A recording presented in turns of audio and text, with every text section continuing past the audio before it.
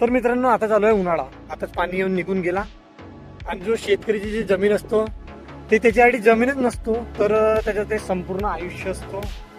आणि जेव्हा शेतकरी रक्ताचं पाणी करून 4 महिने त्या शेतामध्ये राबतो राब आणि त्याच्यानंतर पीक काटायला येतो, पूर्णपणे परिपक्व झाले असतो, त्यावेळेस पाणी येतो आणि सर्व हा बर्बाद करून जातो. तर त्याच्यामध्ये शेतकऱ्याचं पीकच बर्बाद नाही होत, तर शेतकऱ्याचं समोरचं स्वप्न, शेतकऱ्याने घेतलेले कर्ज आणि शेतकऱ्याचे समोरचे नियोजन आहे ते सुद्धा पूर्ण बिलकुल म्हणजे मातीमध्ये मिक्स होऊन जातं. तर तशी आहे शेतकऱ्याची कंडिशन ह्यावेळेसची.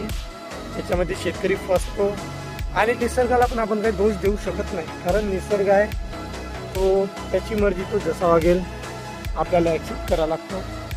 तर अशी एक गोष्ट मित्रांनो ह्या वर्षीची शेतकऱ्याची कंडिशन.